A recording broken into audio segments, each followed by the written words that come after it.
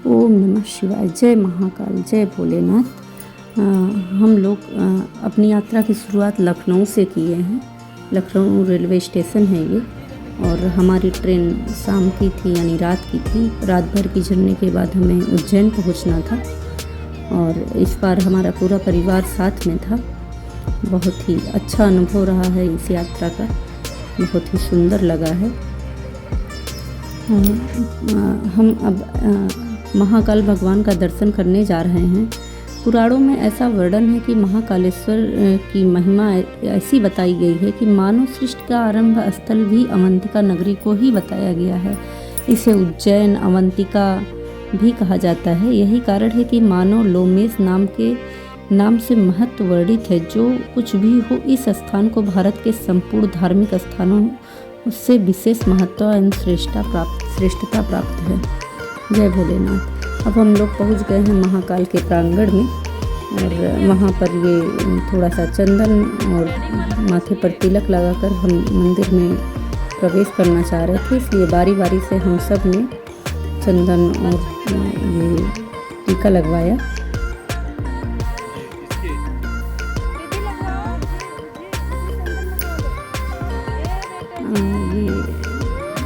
अभी तो हम लोग जलाभिषेक नहीं कर सकते हैं, तो अभी हम लोग जो है ऐसे सामान्य दर्शन के लिए ही जा रहे हैं। शाम का टाइम होने वाला है। अभी तो शाम नहीं हुआ है, लेकिन मंदिर में जाते जाते हो ही जाएगा। अभी सब लोग अच्छे से टीका उका लगवा लिए हैं।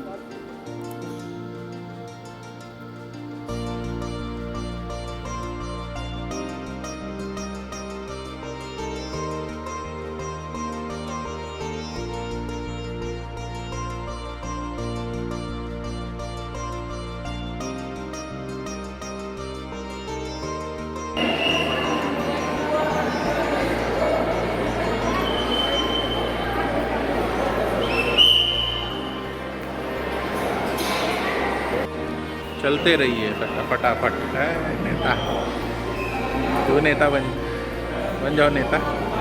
हाथ हाथ जोड़ लो।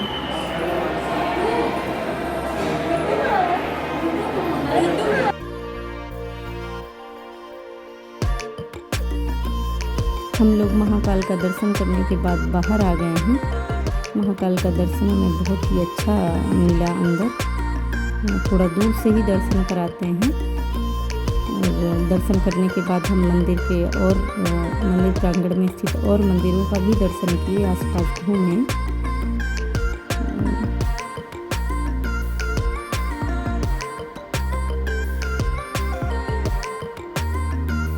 उज्जैन को पृथ्वी की नाभि भी कहा जाता है। ऐसा माना जाता है कि प्राचीन काल में काल की गणना यहीं से शुरू हुई थी। महाकाल मंदिर को पृथ्वी का केंद्र बिंदु भी माना जाता है। भगवान भोलेनाथ का दर्शन करने के बाद हम लोग शक्तिपीठ यानी माँ शक्ति का दर्शन करने के लिए गए। जय माँ हरसिद्धि। हम लोग हरसिद्धि माता का मंदिर देखने गए। वहाँ पर माता ये 51 शक्तिपीठों में से एक है। और ये देखिए, ये दिए यहाँ पर लगाए जाते हैं। एक आदमी इस पे चढ़ता है और दिया जलाता है। इसके बाद हम लोग महाकाल लोग देखने के लिए वहाँ पर जगह जगह गवर्नमेंट के द्वारा गाड़ियों की भी सुविधा दी गई है, जिसमें बच्चे और बूढ़े और जिनका स्वास्थ्य न ठीक हो वो भी आराम से बैठकर घूम सकते हैं और महाकाल लोक को देख सकते हैं। ये हाल ही में बनाया गया है। अभी जल्दी ही इसका मतलब जब हम लोग गए थे उस टाइम में इसका उद्घाटन हुआ था, और बहुत ही अद्भुत बना हुआ है। महाकाल लोक वाकई महाकाल लोक ही है। ये देखिए महाकाल लोक के सुंदर दृश्य। यहाँ पर हम लोगों ने थोड़ा सा एंजॉय भी किया।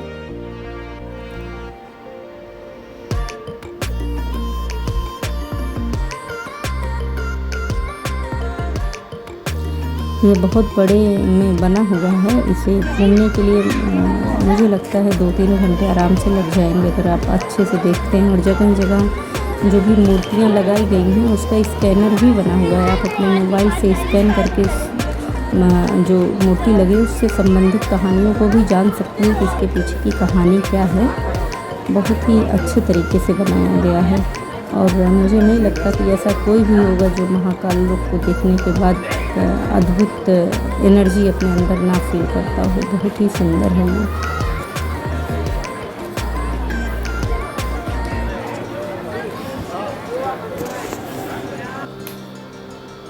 काल लोक में भगवान भोलेनाथ से संबंधित उनके तरह तरह की लीलाओं को भी दिखाया गया है। और ये देखिए फाउंटेन लगे हुए हैं, कलरफुल फाउंटेन है।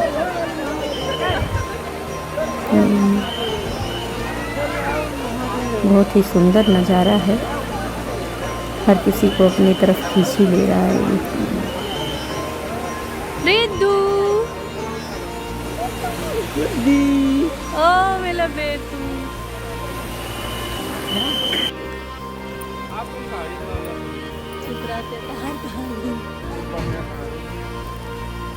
इस मंदिर के दौरे के समय कोई भी राजा या सीएम यहाँ रात नहीं बिताते हैं। ऐसी मान्यता है कि यहाँ के राजा स्वयं महाकाल हैं, इसलिए जब कोई यहाँ शासक रुकता है तो उसकी सत्ता चली जाती है, उसकी जान भी जा सकती है। पौराणिक कथाओं के अनुसार राजा विक्रमादित्य के समय से ही कोई राजा यहाँ नहीं रुकता है। भारत के चौथे प्रधानमंत्री मोरारजी देसाई एक बार यहाँ रात में रुके थे, अगले ही दिन उनकी सत्ता चली गई थी। भगवान महाकालेश्वर में जो शिवलिंग है वो दक्षिण मुखी है, यानी यहाँ शिवलिंग दक्षिण दिशा की ओर है और यह एक अनूठी विशेषता है और जो कहीं नहीं है। 12 ज्योतिर्लिंगों में से केवल महाकालेश्वर में ही शिवलिंग दक्षिण मुखी हैं। भस्म आरती यहाँ की बहुत विशेष आरती है। महाकालेश्वर मंदिर इकलौती ऐसी जगह है जहाँ शिव के को भस्म से आरती की जाती है। प्राचीन कथाओं के अनुसार यहाँ चिता की राख से यह आरती की जाती है। हालांकि आज के समय में ऐसा नहीं है। आज कंडे की राख से भस्म आरती की जाती है। भस्म आरती के समय महिलाओं की उपस्थिति वर्जित रहती है। अगर किसी कारणवश कोई महिला उपस्थित भी है तो उसे घूंघट करना अनिवार्य होता है। लेकिन कुछ लोगों का मानना है कि आज भी चिता की राख से ही भस्म आरती की जाती है, जो एक अघोरी लेकर के आता है। सुबह सुबह जो ताज़ा चिता की राख होती है उसी से ही आरती होती है। इसमें कितनी सच्चाई है इस बारे में कुछ भी नहीं कहा जा सकता है।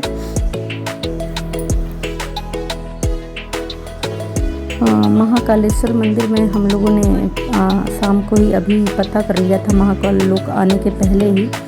तो शाम के टाइम यहाँ पर श्रृंगार दर्शन आरती होती है और सुबह के टाइम हम जो है जलाभिषेक के लिए जा सकते हैं। महाकालेश्वर मंदिर के गर्भगृह में प्रवेश के लिए समय सीमा तय की गई है। सामान्य श्रद्धालुओं को भी गर्भगृह में प्रवेश कर पूजन की सुविधा दी गई है। मंदिर परिसर ने इसके लिए दोपहर से 1 से 4 बजे तक का समय दिया हुआ है।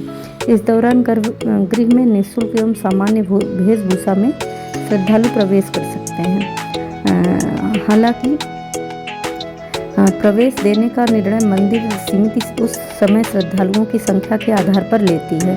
इसके अलावा यदि कोई भक्त दोपहर से 1 से 4 बजे के अलावा गर्भगृह में प्रवेश कर पूजन करना चाहे तो उन्हें 1500 रुपये की दान रसीद कटवानी जरूरी है।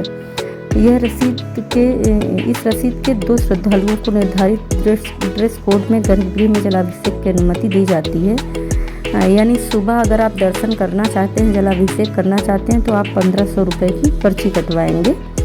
और सुबह इसके लिए निर्धारित समय है 9 बजे से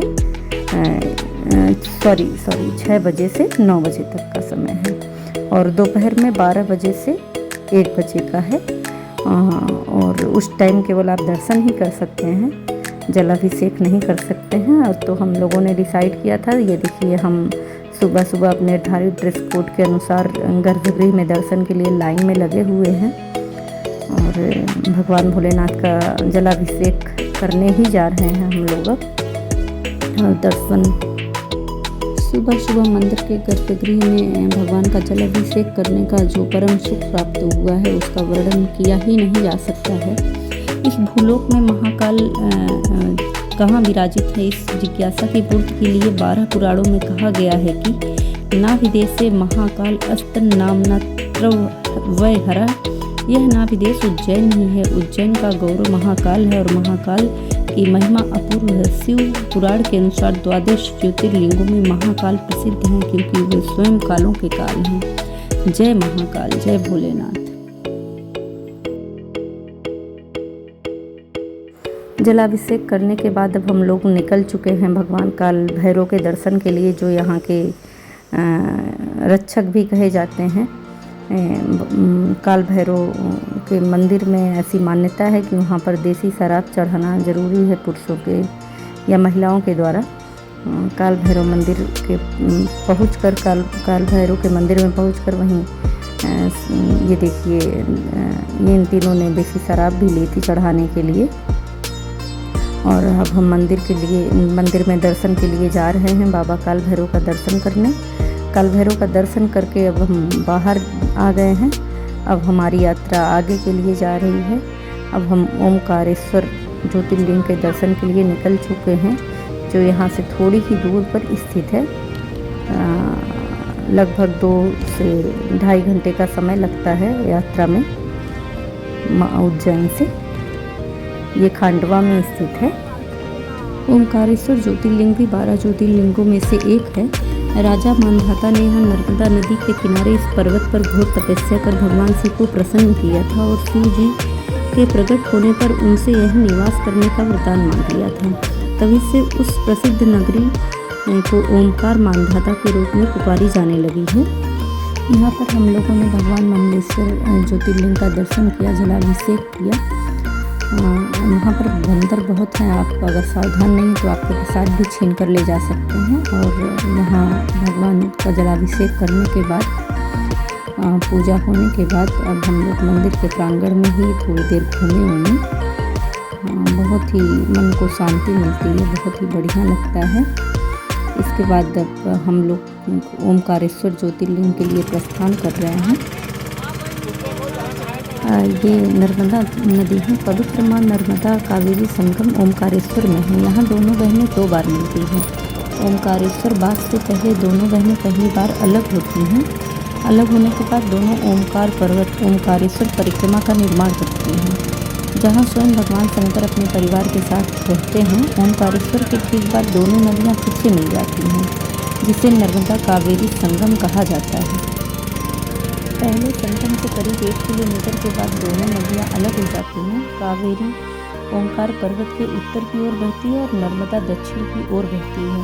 और नर्मदा कावेरी संगम तक दोनों एक साथ बहती हैं, एक दूसरे को फिर से मना करती हैं, जिससे यह ओम पर्वत का आकार का दीप बनकर ओमकार का रूप धारण कर लेता है। इस पवित्र स्थान को नर्मदा कावेरी संगम कहते हैं। यह स्थान अत्यंत महत्वपूर्ण है। यहाँ पर जल बहुत ही साफ है। दोनों नदियों का संगम है और इन लोगों का स्नान करने का मन हो गया तो ये लोग थोड़ा सा वहाँ पर स्नान करने लग गए। इस स्थान पर पत्थर के घर बनाते हैं। इसके पीछे यह किंवदंती है कि आप एक दूसरे के ऊपर पत्थरों को रखकर जितनी अधिक मंजिला इमारतें बनाते हैं, भविष्य में आपको उतने ही अधिक मंजिल भवन मिलते हैं। इस स्थान पर एक प्राचीन शिव मंदिर भी है, जिसमें परीक्षा की जाती है और पूजा करने के बाद जल को ओमकार परिक्रमा और आगे के लिए छोड़ दिया जाता है।